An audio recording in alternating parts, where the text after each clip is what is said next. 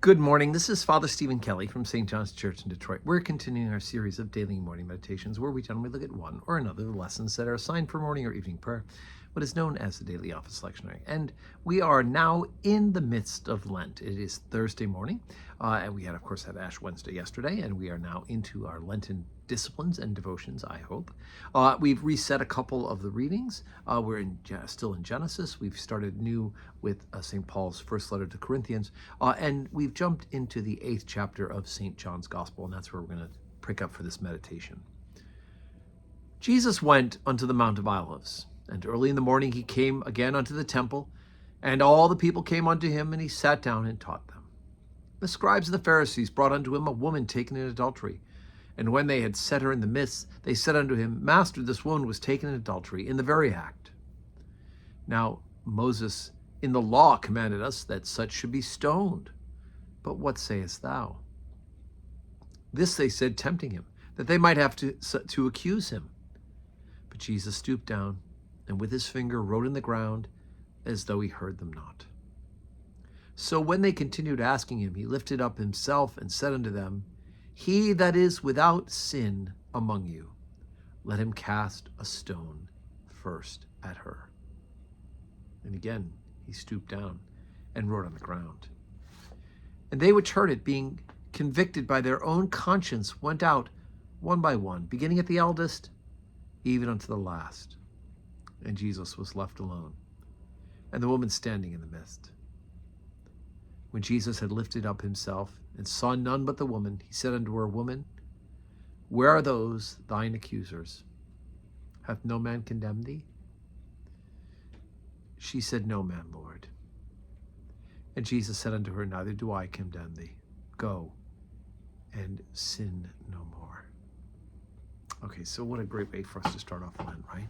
Here's this woman who's been caught in adultery. The scribes and the Pharisees are looking for a way to trap Jesus so that they can accuse him of breaking the law and the prophets and the teaching of God. And so they think this is the great way. We've caught this woman in adultery, and the sentence is very clear in the Old Testament that she should be stoned.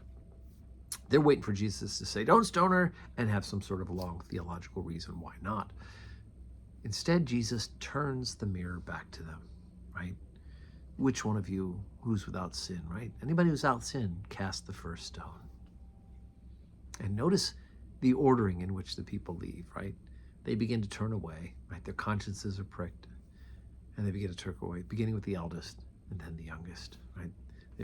With years comes some wisdom, some understanding, hopefully of our sinfulness and our need for God's mercy. So they turn away from the eldest, and then eventually the youngest, who are full of fire and vim and vigor. They realize too that they have sins for which they have been forgiven. So then Jesus turns the scene back to the woman caught in adultery, right? And imagine how to be in the place of this woman who just moments before is about to be executed for the sin of adultery. And Jesus points out to her, there's nobody here. Who's here to accuse you? Who's here to condemn you? And she said, No man, Lord. And of course, ultimately, Jesus is about the forgiveness of sins. Neither do I condemn thee. Go and sin no more. Amendment of life. Jesus Christ encountered this woman and showed her the truth, how she should live, and ultimately, vitally importantly, about the mercy of God. But the same hand, go and sin no more. So that's how we get us started for Lent, isn't it? Today is Thursday, so we have our 10:30 Holy Communion, and then we have 4 o'clock evening prayer. Also, please make a note that tomorrow, Friday, even though during the rest of the year we do not have Friday services, we will tomorrow have 11:15 Mass and 12 o'clock Stations of the Cross. So I do hope to see you today and or tomorrow in church. And may God give you a Thursday full of blessings.